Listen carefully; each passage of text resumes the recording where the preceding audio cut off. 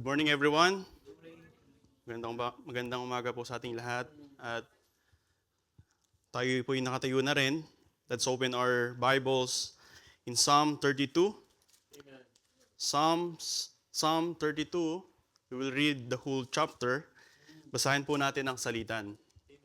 Verse 1 ako po, then verse 2. Verse 1, Blessed is he whose transgression is forgiven, whose sin is covered.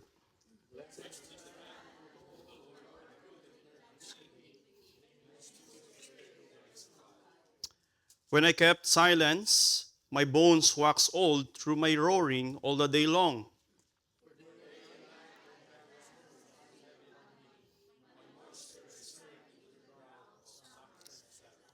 I acknowledge my sin unto thee, and mine iniquity have I not hid. I said, I will confess my transgressions unto the Lord, and thou forgavest the iniquity of my sins. Selah.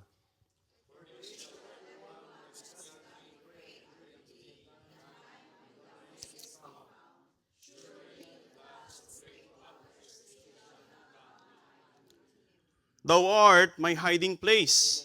Thou shalt preserve me from trouble. Thou shalt compass me about with songs of deliverance. Selah.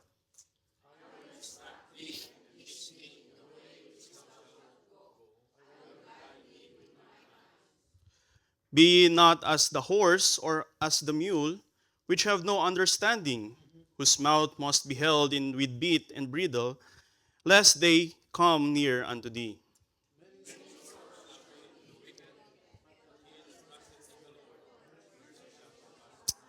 Altogether, be glad in the Lord and rejoice, ye righteous, and shout for joy that right in the heart. Purihin po ang salita ng Panginoon. Tayo po ay manalangin. Amang Diyos na mga kapangyarihan sa lahat, maraming salamat Panginoon sa oras na ito. Thank you Lord for this wonderful day na kami po ay muling nagtipon-tipon Panginoon, pag-aralan ang inyong salita. At maraming salamat Panginoon for this great privilege Lord to speak, to preach thy word Panginoon. Indeed, it is only by your grace kami po ay nandito, nakakatayo Panginoon sa likod ng pulpito Panginoon.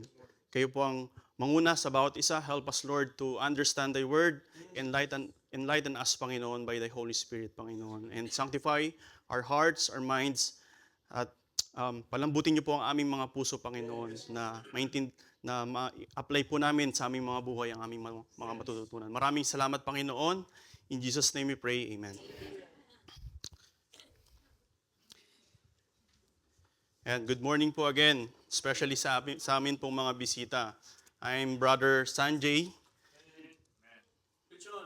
Pamangkin po ni Pastor Omar. Ayan.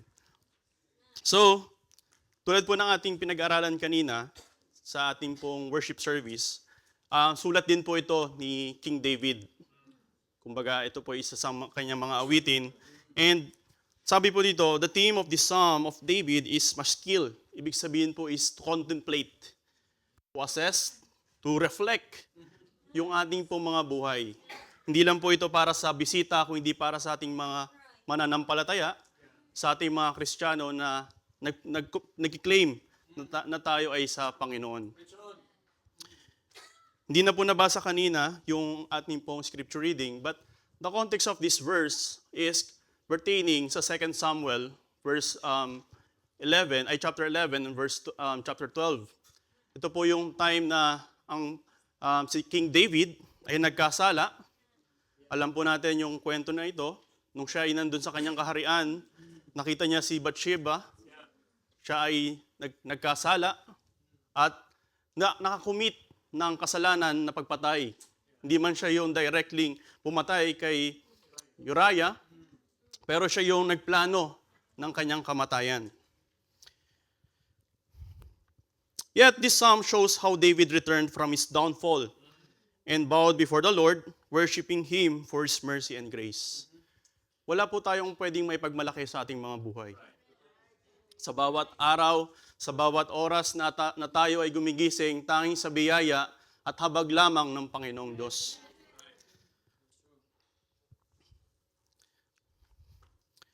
David deserves the punishment.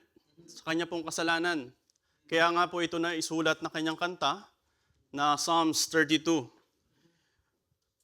David deserves the punishment or death for the transgression he has committed, and just like every one of us deserve the wrath and punishment of our sins. Hindi po natin pwedeng tingnan si David na mas malinis mas malinis tayo sa kanya. Tingnan natin si King David na tulad din natin na nangangailangan ng biyaya ng Panginoon sa buhay natin. Sabi po ng Leviticus 20:10, "And the man that committed adultery with another man's wife, even he that committed adultery and his neighbor's wife, and the adulterer and the adulteress shall surely be put to death." Malinaw sa salita ng Panginoon, malinaw sa oras nila na kamatayan ang nararapat sa mga taong nagkakasala. And sabi dito sa Leviticus 24:17, "And he that killeth any man surely be put to death." Ay grabe naman pala yung Panginoon, puro kamatayan ang binibigay sa mga nagkakasala.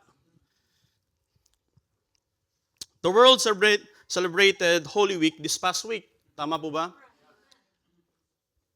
Pero alam po natin na ang mundo, sineselebrate ang Holy Week, pero nandun yung makasalanan, nandun yung inuman, nandyan yung puro kasalanan na lumalaganap sa mundong ito. But the question is, does anything change to your spiritual life or to your soul sa mga gantong event? Meron po bang nangyayari sa ating mga buhay pag dumadaan yung mga ganitong event sa buhay natin, especially po sa ating mga bisita na nagsiselebrate ng Holy Week? Kayo ba ay nagkakaroon ng revival? Nagkakaroon ba kayo ng tamang relasyon sa Panginoon? Na-appreciate ba natin yung ginawa ng Panginoon dun sa krus ng Kalbaryo na binigay niya ang kanyang buhay para tayo ay magkaroon ng buhay na walang hanggan? How well is your soul today?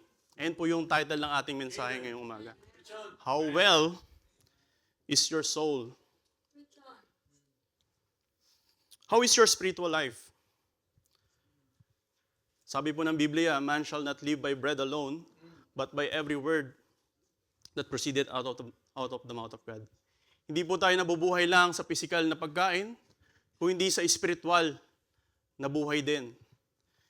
How is your relationship with God? Ano yung relasyon natin ngayon sa Panginoon? How is your prayer life? Amen? Kamusta po yung ating devotion sa Panginoon? And I agree, every one of us nagkukulang. Walang kayang araw-araw ay magkaroon ng tamang kaluluwa sa harapan ng Panginoon. How is your testimony before the Lord? How is your soul today? How well is your soul today? Sabi po ng isang kanta, I know this is familiar for us. Sabi ng kantang, "It is well with my soul." Di ba? Hindi po ako kakanta. Sabi po dito, "When peace like a river attendeth my way, when sorrows like sea billows roll, whatever my lot that hast taught me to say, it is well with my soul. My sin, O bliss, the bliss of this glorious thought, my sin, not in part but the whole, is nailed to the cross and bear it no more." Praise the Lord! Ang kasalanan natin ay nakapako na sa krus ng Kalbaryo. Praise the Lord, O my soul. It is well. It is well with my soul. Pag kinakanta po ba natin ito, naiintindihan natin yung meaning ng kanta. Ganun pala kalalim yung kinakanta natin. Doon sa kantang yun, pinapakita na ang kasalanan natin ay ipinako kasama ang Panginoong Hesukristo. Hindi ng kasalanan niya, kundi ng kasalanan natin. It is well with my soul. Why do we need to contemplate? To reflect? Sabi ng Mark 8:36-37, For what shall profit a man if he shall gain the whole world but lose his own soul? Or what shall a man give in exchange for his soul? Gaano kahalaga ang kaluluwa? Kahit buong mundo daw ay hindi kayang tumbasan ang isang kaluluwa. Kahit magkaroon ka ng buong ari-arian sa mundong ito, hindi mo kayang bilhin ang iyong kaligtasan. Hindi mo kayang pagtrabahuan ang iyong kaligtasan. It is only the Lord Jesus Christ who was nailed for our sin on that cross. This morning, we will discuss the 4 conditions of soul before God. The 4 conditions of soul before God. Ito po yung testimony ni King David. And I believe every one of us ay ganito rin ang testimony. Ganito rin ang buhay. First is the pardoned soul. The 4 conditions of soul before God, the pardoned soul. Sabi niya po dito in Psalms 32, 1 and 2, Blessed is he whose transgression is forgiven, whose sin is covered. Blessed is the man unto whom the Lord imputeth not iniquity, and in whose spirit there is no guile. David opened these Psalms with the lesson that he learned in his life. Tama po ba? As we all know, David's life was not perfect. Di ba? And he experienced many trials. His life story and experience were a testimony of God's amazing grace and mercy. Just like every one of us. Lahat tayo ay dahil lamang sa habag at biyaya ng Panginoon. The man who was known for his sorrows and afflictions was the one who could tell us how to be truly happy or blessed. Sabi nga po, di ba, lagi, yung mga pinagdadaanan natin sa buhay natin, balang araw ay magiging kwento na lang. At magiging testimony kung gaano kabuti ang Panginoon sa ating mga buhay. Kung titingnan po natin ang ating mga nakaraan, kung saan tayo pinulot ng Panginoon, kung saan tayo linigtas ng Panginoon, makikita natin yung kanyang biyaya sa ating buhay.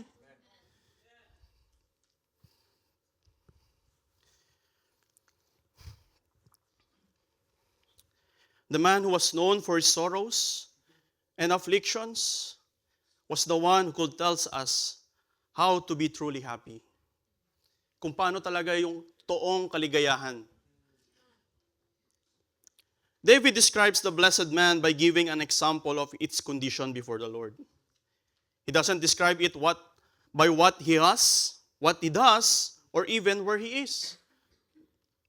In a world of materialism, sa mundo po ng puro material na bagay na lamang ang dahilan para ikaw ay maging masaya, pinakita dito ni King David kung ano yung totoong kaligayahan.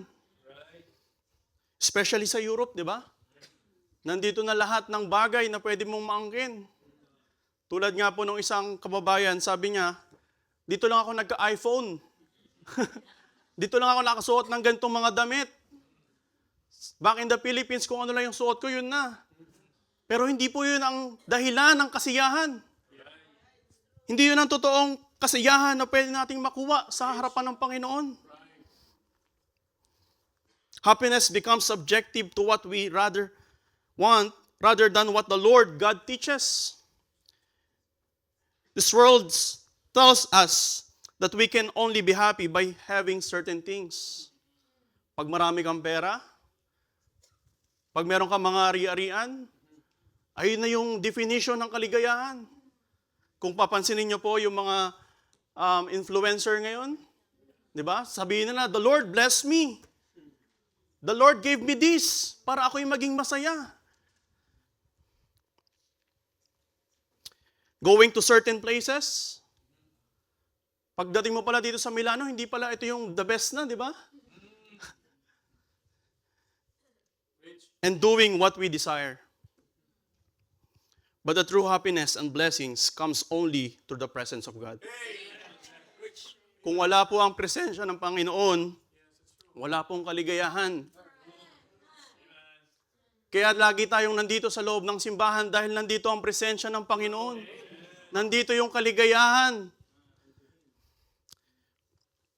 In Hebrews 9:22, and almost all things are by the law purged with blood. And without shedding of blood, there is no remission. Without the blood, there's no pardon soul. Walang kaligtasan, walang kapatawaran kung wala ang dugo ng Panginoong Hesukristo. Kaya nga puro dugo yung kinanta natin kanina. Diba? There's power in the blood. True happiness comes from the finished work of Jesus Christ. Hindi lang po yung blessing na nanggagaling sa Panginoon, kung hindi yung kanyang banal na dugo. Kaya tayo po ay may kaligayahan sa ating buhay. Ang mga Kristiyano, hindi naman laging smooth sailing ang buhay. Tama po ba? Laging may pagsubok. Sabi nga, kung kailan ako naging Kristiyano, doon pa ako laging sinusubok ng buhay. Nung ako'y nasa mundo, smooth sailing naman di ba? Pero ngayon po tayo ay Kristiyano na, despite na may mga problema, nandun yung kaligayahan dahil may banal na dugo ng Panginoong Hesukristo. Covering our sins by His precious blood. Hindi ng dugo ng mga hayop, kundi ng dugo ng banal na Diyos mismo. Imputing His righteousness to us. Yung katuwiran na meron siya ay ipinataw sa atin, inilagay. Upang pag tayo ay humarap sa Panginoon, tayo ay pardoned. Tayo ay walang sala. Dahil ang Diyos natin ay walang kasalanan. Perfecto. And securing our eternal life through His death. Bakit napakahalaga ng kamatayan ng Panginoon? Sa mundo, ano lang to superficial. Basta namatay lang ang Panginoon. Pero hindi nila naiintindihan yung bigat ng kamatayan ng Panginoon. Ang isang dahilan doon ay dahil sa ating kasalanan. Ayun po yung inambag natin sa pagpako ng Panginoong Hesukristo, yung kasalanan na meron tayo. And because He gives us His life, meron tayong walang hanggang buhay kasama siya. In Luke 5:21, and the scribes and the Pharisees began to reason, saying, Who is this which speaketh blasphemies? Who can forgive sins but God alone?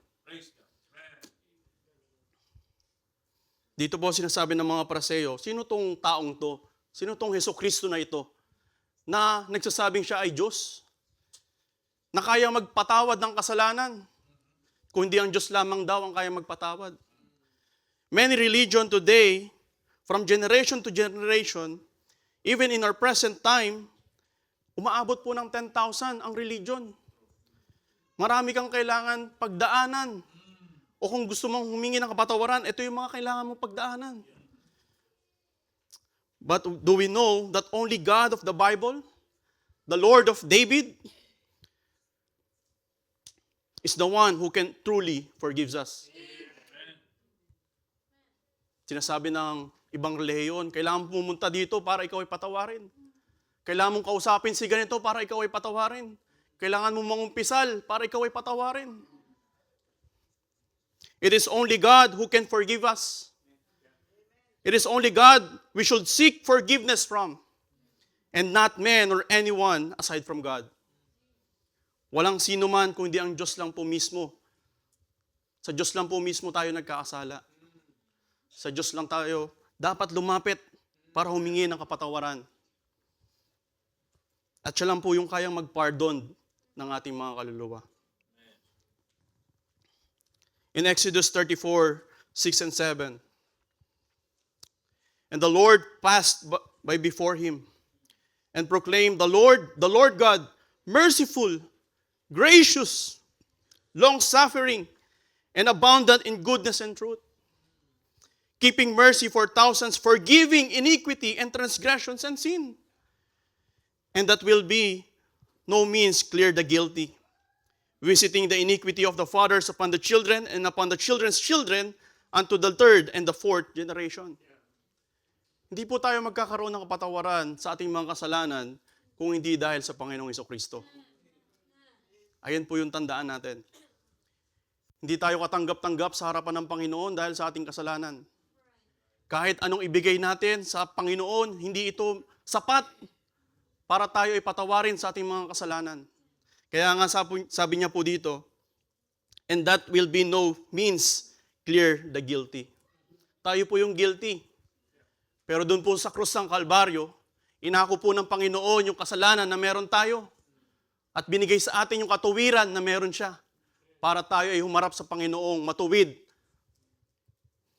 at katanggap-tanggap. The Lord of David is merciful, gracious, long-suffering, and abundant in goodness and truth. I hope na ito po yung makita natin ngayong umaga. Siya lang po yung kaya magpatawad ng ating mga kasalanan. In Psalms 32:1 and 2 again, sabi dito, whose transgression is forgiven, whose sin is covered, blessed is that man, whom the Lord imputeth not iniquity. In these two verses, David used words pertaining to the idea of sin. Kita niyo po yung sinabi niya dito, transgression, sin, and iniquity. Isa lang po yung ibig sabihin nun. Pero lahat po yun ay ipinatawad ng Panginoon.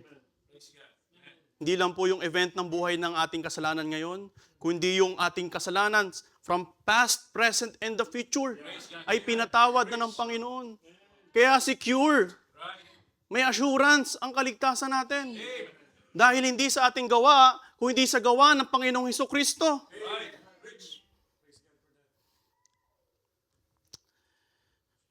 But in this verse also David used pertaining to the atonement of Lord Jesus Christ. Sabi niya po dito, yung forgiven, inako niya, inalis niya yung kasalanan natin. Yung sin ay tinakpan para hindi na ito muling makita ng Panginoong Diyos pag tayo ay humarap sa Kanya. And yung iniquity na ating pong nagagawa ay Kanyang inalis sa atin. Ipinataw sa Kanyang bugtong na anak. Kung alam niyo po yung kanta na Put That on My Account, if you are familiar sa kantang yun, ang yaman ng kantang yun. Sabi doon, put that on my account is what the Savior said. Put that on my account and cancel all the debt. And my sins were so bad, and great was their amount. But now I'm free and glad. They are all in Christ's account. Doon sa krus ng Kalbaryo, nandun lahat ng kasalanan natin.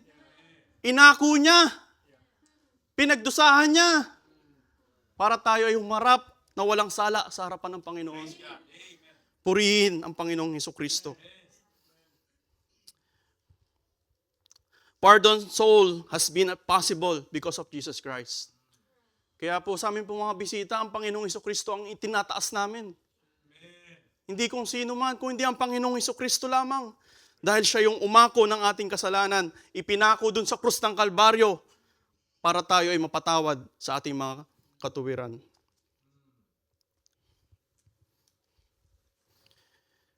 How well is our soul today? Are we already pardoned? Naranasan nyo na po ba yung pagpapatawad ng Panginoong Hesukristo sa buhay nyo?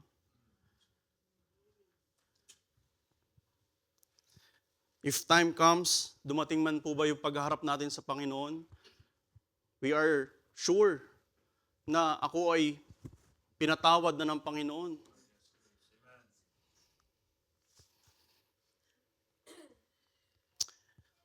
The 4 conditions of soul before God. Next point is the suffered soul. The pardoned soul and the suffered soul. In Psalms 32, verse 3 and 4, when I kept silence, my bones waxed old through my roaring all the day. For day and night thy hand was heavy upon me. My moisture is turned into the drought of summer. Selah. This is also David's testimony, and most of the time, when we give our testimony, pinapakita muna natin yung kabutihan ng Panginoon. Tama po ba? sinasabi natin kung gaano kabuti ang Panginoon sa buhay natin. Kung gaano siya katapat. Kung itatagalog po natin yung sinasabi niya dito, sabi niya dito, nung hindi ko pa ipinagtatapat ang aking mga kasalanan, buong araw ako'y nanlulumo at nanghihina ang aking katawan. Araw-gabi, hirap na hirap ako dahil sa tindi ng inyong pagdidisiplina sa akin. Nawalan na ako ng lakas tulad ng natuyong tubig sa panahon ng tag-araw.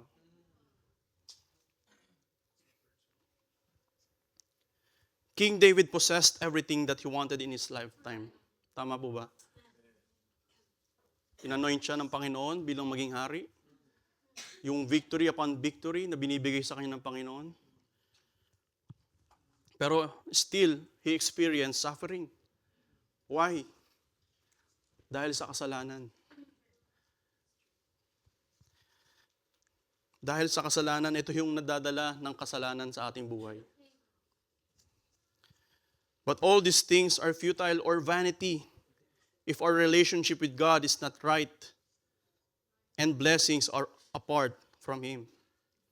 Lahat ng bagay apart from God, walang may bibigay sa ating kaligayahan. Maybe, meron kang ari-arian. Pag nakuha mo na yung gamit na yun, ilang oras lang eh. Araw lang, linggo lang, buwan lang, wala na ulit. Magkaroon ka ng sasakyan. Sa una, masaya ka eh. Kumbaga, tuwan-tuwa ka, pero after a while, wala na. Pero pag alam mo sa sarili mo, nakasama mo ang Panginoon, sa hirap, nandun yung kaligayahan. Sabi ng kanyang anak na si King Solomon, Ecclesiastes 1:2, vanity of vanities. Saith the preacher, vanity of vanities. All is vanity. Lahat ay walang kabuluhan. Meron kang ari-arian, pero wala ang Panginoon, walang kabuluhan. Meron kang pera, meron kang insurance, feeling mo secure ka na in the future, walang kabuluhan. May pension ka na, pero wala ka sa Panginoon, walang kabuluhan ng buhay. Sin before God or before the Lord brings sufferings, sorrows, depression, fear, and death. Kaya po yung pagka nagbabahagi tayo sa labas, marami kang ma-encounter na takot pag-usapan ng kamatayan. Huwag natin pag-usapan yan, malas yan eh. Di ba? Ano lang tayo, kaligayahan lang, blessing lang. Pero yun po ang nadadala ng kasalanan. And napakahalaga na sa loob ng simbahan, pinag-uusapan ng kasalanan. Dahil sa mga simbahan ngayon, puro blessing, prosperity. Kung paano ka magiging successful. Magbigay ka, kahit yung baklaan ay tinatanggap, basta nagbibigay ka, okay lang. Ikaw ay ibibless ng Panginoon. Pero sabi po ng Biblia, apart from God, all is vanity. It will only bring sorrows. Katulad po ng buhay ni King David. Sabi niya po, di ba? Nung hindi ko pa pinagtatapat ang aking mga kasalanan, buong araw ako'y nanlulumo at nanghihina. Araw-gabi, kumbaga, walang araw siguro hindi siya pinapahirapan ng kanyang kasalanang nagawa. Dahil sa tindi ng inyong pagdidisiplina sa akin. The presence of God and sin cannot be together. What David experienced because of sin is a manifestation of God's holiness. Walang tinatanggap na kasalanan ng Panginoon. God is holy, and we should also feel suffering, pain, and sorrow every time that we commit sin, kahit tayo ay ligtas na. Nandun pa rin dapat yung pagkilos ng Panginoon sa buhay natin. Na umaaray ka pa rin sa kasalanan. Umaaray ka sa bawat pagkakamali at pagkukulang mong nagagawa sa harapan ng Panginoon. In Galatians 5:17, for the flesh lusted against the spirit, and the spirit against the flesh, and these are contrary, the one to another, so that ye cannot do the things that ye would. We cannot say that I am with the Lord. Marami po tayong makikilalang ganyan, especially sa labas. Hindi mo na nga kailangan ipakilala ang Panginoong Hesukristo, kilala na nila eh. Ako ay Christian din naman. Ako ay believer din naman. May rosaryo pa nga ako palagi eh. Di ba? Ako ay nagdadasal naman kada paggising ko.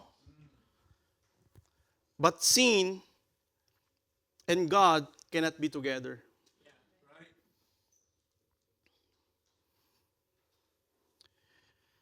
The presence and power of sin is still manifesting on us. Katulad po ng nabanggit kanina sa ating worship service in Psalms 22, verse 1 and 3. The prophecy about the Lord Jesus Christ. Sabi niya po dito, my God, why hast thou forsaken me? Why art thou so far from helping me, and from the words of my roaring? O my God, I cry in the daytime, but thou hearest not, and in night season, and I am not silent. But thou art holy, O thou that inhabitest the praises of Israel. Hindi lang po ito na-experience ni King David, but also the Lord Jesus Christ. Even the Father, because of His holiness, can't look down to His Son when He was on the cross because of sin that was imputed to Him. Because of sin. Because of our sin. Ganun po kabanal ang Panginoon natin. Kaya tayo naghihirap. Bakit may salita ng Panginoon? Not to make us na maghirap. Para ma-experience natin yung kaligayahan sa pagsunod ng salita ng Panginoon. Sabi nga, kaya lang naman tayo naghihirap dahil pasaway tayo. Consequence yun ng ating mga actions.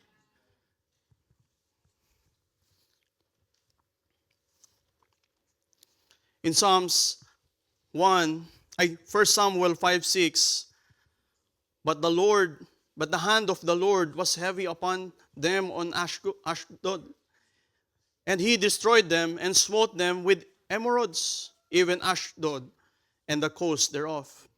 And when the men of Ashdod saw that it was so, they said, the ark of God of Israel shall not abide with us, for His hand is sore upon us, and upon Dagon our God.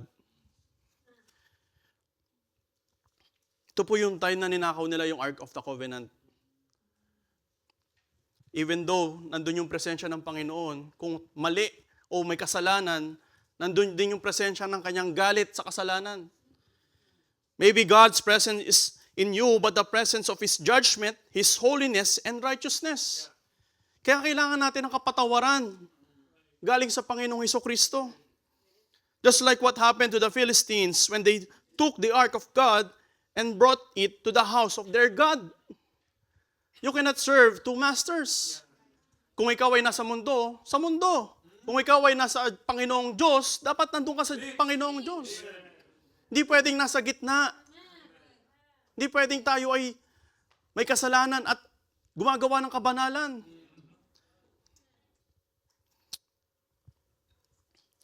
They experience the power of the true God who can't be together with this world, with the sin, and even our self. How well is our soul today?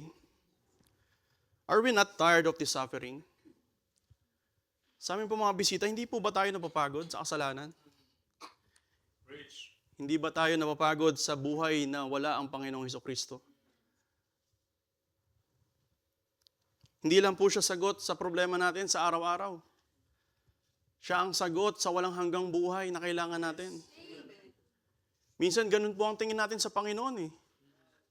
Lord, may sakit ako, kailangan kita ngayon. Lord, kailangan ko ng pang-araw-araw, tatawagin kita, mananalangin ako sa'yo. Hindi po ganun ang Panginoon na parang genie. Na kung kailan lang natin gustuhin, kung kailan lang natin kailanganin, kung tayo ay nahihirapan na, doon lang natin na maalala ang Panginoon. Run to Christ because He alone can save us and forgive us.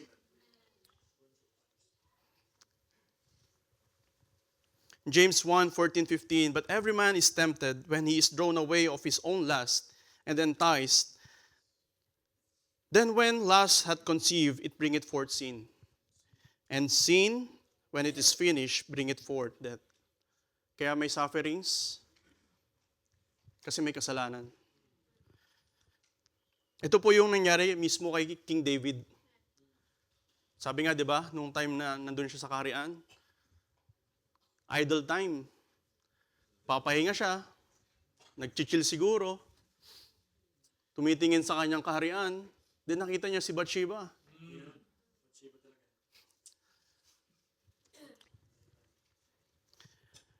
He was tempted by his own lust. Hindi niya naman papatayin si Uriah kung hindi siya nagkasala kay Bathsheba. Sin after sin after sin, result, death, sufferings, sorrows. We suffer not because God wants us to suffer, but because of the sins that we are willingly committing before the Lord. Alam ng Panginoon ni David kung ano yung mga kautusan. He's not ignorant sa Levitical law. Alam niya na kamatayan ang kapalit ng kanyang pagsuway. Pero he commits willingly. And sabi po ng James 1:14 and 15, then when lust conceived, dahil sa laman, it bringeth forth sin. And sin, when it is finished, bringeth forth death. Sin will never end in good. Hindi matatapos ang kasalanan sa magandang bagay. Sin will never bring forth good fruit. Sabi po di ba ni Jesus Christ sa Matthew, the evil fruit, the evil corrupt tree will bring forth evil fruit. And sin will never end until it will bring forth death.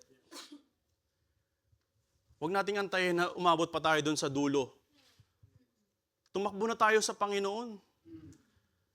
Sa Panginoon tayo nagkasala, kaya sa Kanya tayo lalapit para humingi ng kapatawaran sa ating kasalanan. In Romans 6:23, for the wages of sin is death, but the gift of God is eternal life through Jesus Christ our Lord. Ang kabayaran ng kasalanan ay kamatayan. Wala na pong iba. Walang kaligayahan sa kasalanan. Wala nang ibang dinescribe ang Bible na kapalit ng kasalanan, kung hindi kamatayan. Sin doesn't just give us sufferings in this life, but it will also give us suffering unto eternity. But, purihin ang Panginoon. But the gift of God is eternal life through the Lord Jesus Christ our Lord. Dahil sa kanyang bugtong na anak, tayo ay nagkaroon ng walang hanggang buhay. Nandun na tayo, papunta na tayo sa impyerno. Pero linigtas tayo ng Panginoon. Buti na lang may good news lagi. May buhay na nagbigay sa atin para tayo ay magkaroon ng buhay. The 4 conditions of soul before God. First, the pardoned soul, the suffering soul, and the confessing soul. In Psalms 32, verse 5, I acknowledge my sin unto thee. Amen. Sabi ni King David, and mine iniquity have I not hid, I said, I will confess my transgressions unto the Lord, and thou forgavest the iniquity of my sin. Selah. Some of the characteristics of a man who was forgiven and blessed by God is their humility and confession before the Lord. Ito po yung mahirap sa tao. Prideful ang tao eh. Kung hanggat kaya niyang ipagmalaki yung sarili niya, ipagmamalaki niya. Pagka nagbabahagi tayo, sabihin, saka na lang. Pag may time na, pag kailangan ko na. Pag malapit na ako mamatay. Sobrang boastful ng tao. Sobrang prideful. But dito po, makikita natin yung pag-confess ni King David sa kanyang mga kasalanan. Sa kanyang pag-acknowledge, sa kanyang mga pagkakamali sa harapan ng Panginoon. David acknowledges his transgression before the Lord. He humbles himself by confessing to God that he has sinned before him.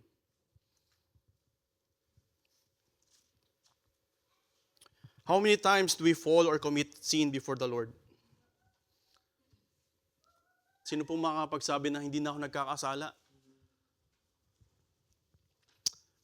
But how many times do we confess it before Him? Magkaiba po yung nakita natin na tayo ay nagkakamali at kinonfess natin sa Panginoon. Pwede mong, alam mong mali ka, pero hindi mo linalapit sa Panginoon. Dahil ma-pride ka eh. Sometimes, when we are in that situation, we are suffering. Just like what Adam and Eve did when they disobeyed God. Ano pong ginawa nila nung sila ay nagkasala? Nagtago. Imbis na lumapit, tumakbo sa Panginoon na kami ay nagkasala, kailangan namin ng kapatawaran, sila ay nagtago. Gumawa ng paraan para takpan ang kanilang mga sarili, ang kanilang mga kasalanan. It takes humility and reverence to the Lord to confess the sins that we are committing. Kailangan natin magpakumbaba sa Panginoon. Kailangan natin i-humble down yung ating mga sarili. Now, kung wala naman ang biyaya ng Panginoon, sino ba naman tayo? Sino ba naman tayo para patawarin ng Panginoon? In Proverbs 22:4, by humility and fear of the Lord are riches, and honor and life. James 4:6, but He giveth more grace. Wherefore He saith, God resisteth the proud, but giveth grace unto the humble. Confess. Aminin natin na tayo ay walang kakayanang iligtas ang ating mga sarili. Aminin na tayo ay walang kakayanan na pagtalikuran ng ating mga kasalanan kung wala ang biyaya ng Panginoon.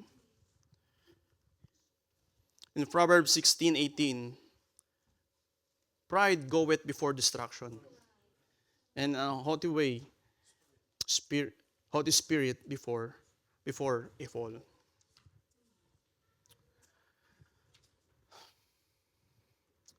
Pride is the easy way to destruction. Pag di ka nagpakumbaba sa Panginoon, alam mo na kung saan ang patungo mo. Di mo i-confess sa Panginoon na ikaw ay kailangan ng kanyang biyaya at habag.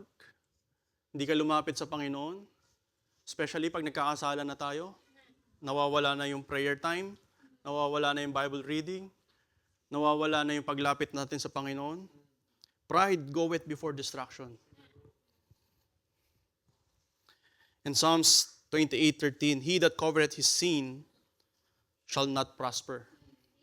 But whoso confesseth and forsaketh them shall have mercy. Mabiyaya ang Panginoon. Tapat ang Panginoon.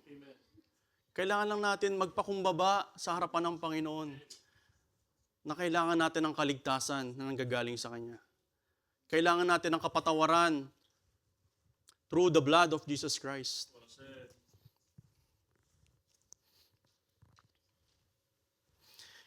In 1 John 1:8 and 9, if we say that we have no sin, we deceive ourselves. Dinuloko natin ang ating mga sarili kung sinasabi natin na tayo ay walang kasalanan. And the truth is not in us.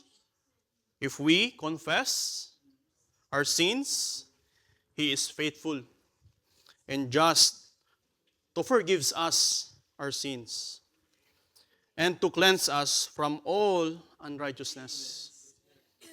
Butihin na lang, matapat ang Panginoon at handang magpatawad sa atin.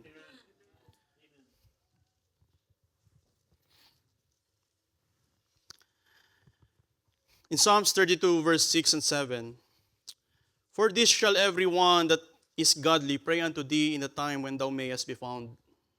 Surely in the floods of great waters they shall not come nigh unto him. Thou art my hiding place. Thou shalt preserve me from trouble. Thou shalt compass me about the songs of deliverance. Selah. Sabi po dito, pray unto thee in the time when thou mayest be found. Habang nandito po tayo sa mga oras na ito, manalangin tayo sa Panginoon. Sa amin po mga bisita, hindi natin alam kung anong pwedeng mangyari paglabas natin sa loob ng simbahang ito. Hindi natin alam kung bukas buhay pa ba tayo. Kahit sabihin mong ikaw ay malakas, ikaw ay healthy, hindi natin alam, hindi natin masisigurado kung ano bang pwedeng mangyari. Pray to the Lord, not tomorrow. Kung kailan ka free, kung kailan ka nagsasuffer.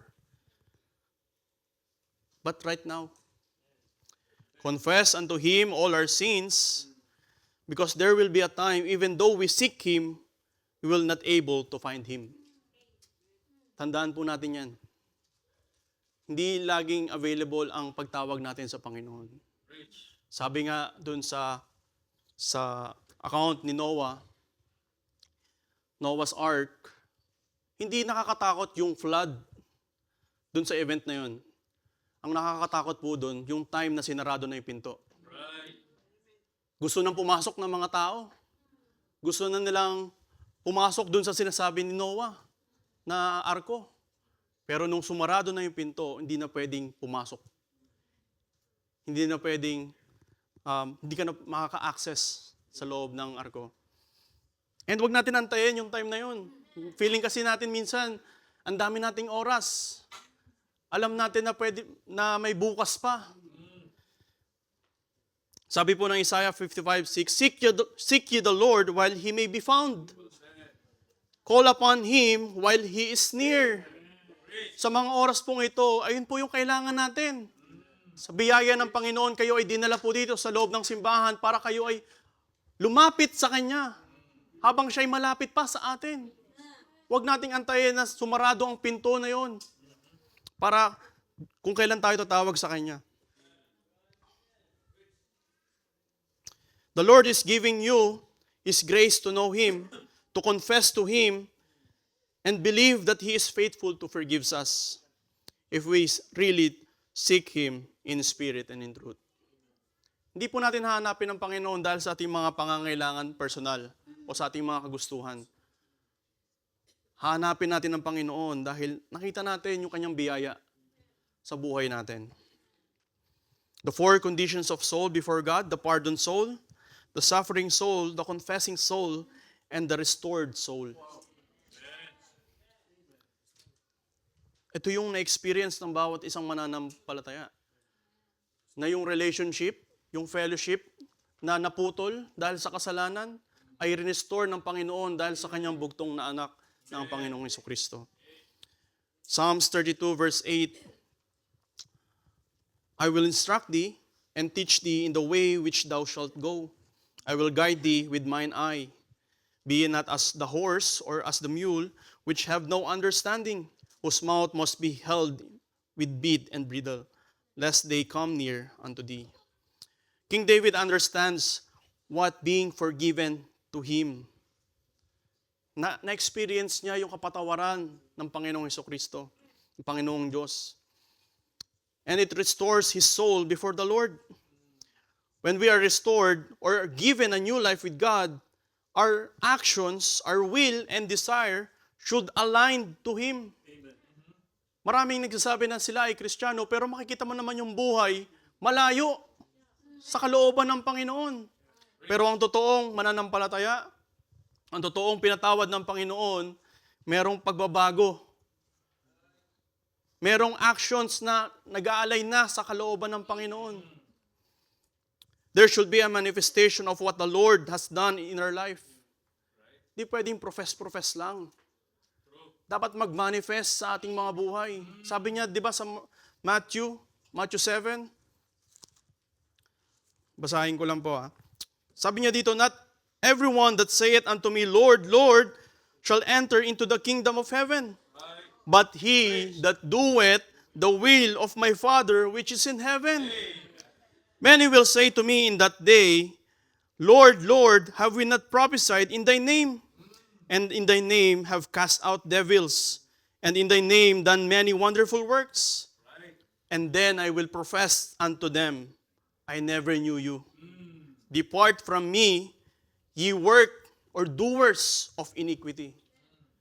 Hindi pwedeng profess lang sa ating mga labi. Kung hindi makita sa ating mga buhay yung kalooban ng Panginoon na ginagawa natin.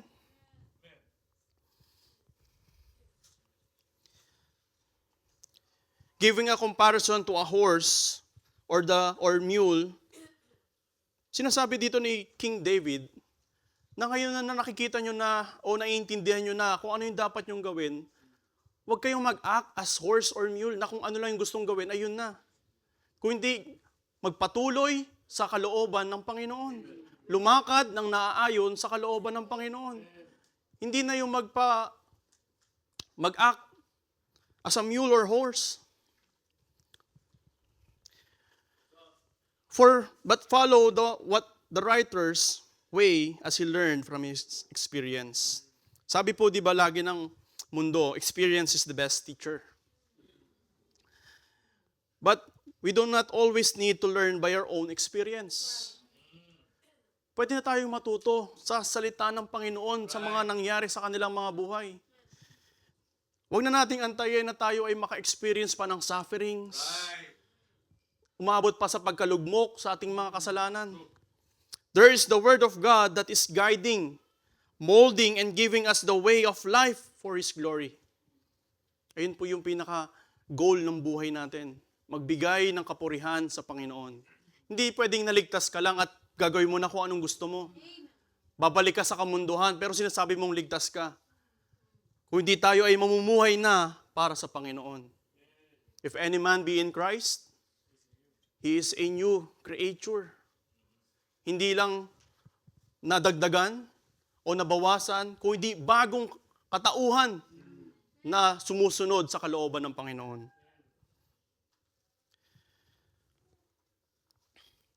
In Psalms 32:10, verse 11, ito na po yung last verse natin. Many sorrows shall be to the wicked. Ayan. Sa kasalanan, nandun lagi yung paghihirap. But he that trusted in the Lord,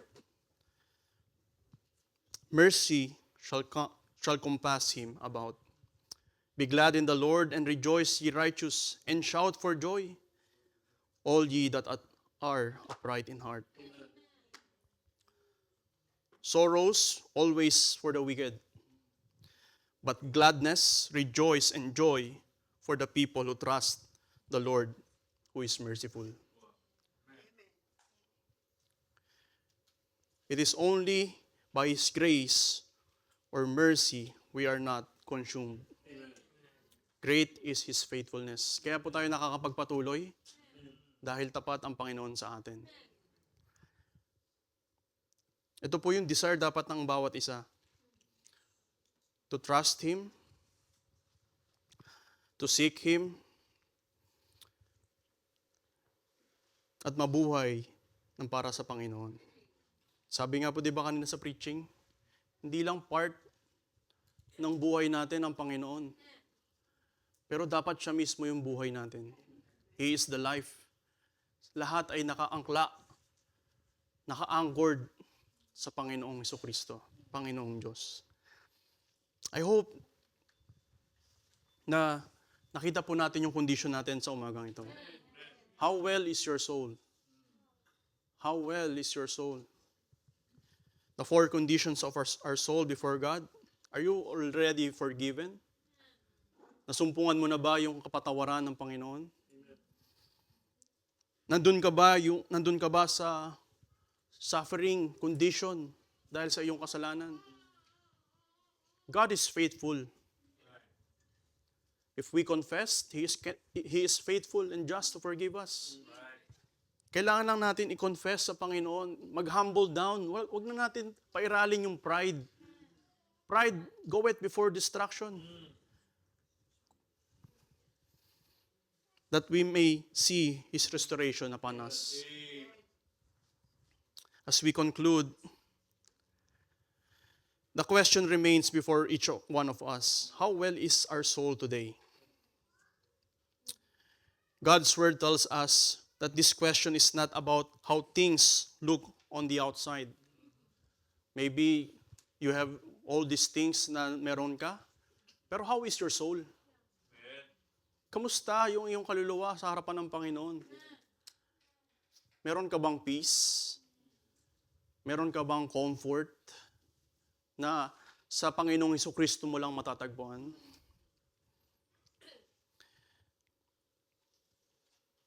Is there peace or there is burden you have been silently carrying?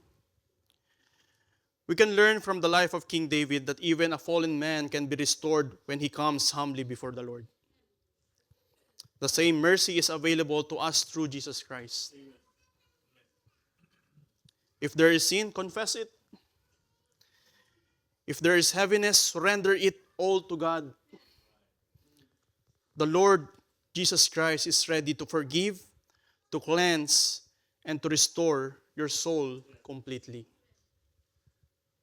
Laging sinasabi natin, may kulang sa mga taong wala sa Panginoon. Dahil siya lamang po yung kayang pumuno sa mga kakulangan na yun. To our visitors, I pray that we do not leave this place unchanged. Makita natin yung condition natin sa Panginoon ngayon. If your soul is not right with God, come to Him today. That your salvation, ito na po yung araw ng inyong kaligtasan. If you have already experienced God's love, saving grace and forgiveness, may we all continue to walk faithfully in Him and with Him. Siya lang naman yung nagmamahal sa atin ng totoo, unconditionally.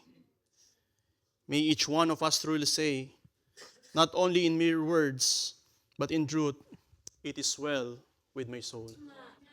It is well to your soul? Okay po ba yung ating mga kaluluwa? Tama po ba yung ating mga sarili sa harapan ng Panginoon? Are we pardoned? God is faithful. Are we suffering? We need to confess it. Gusto natin ng maayos na buhay, hindi lang sa material, kundi spiritual. Lumapit tayo sa Panginoon. May we all stand as we pray.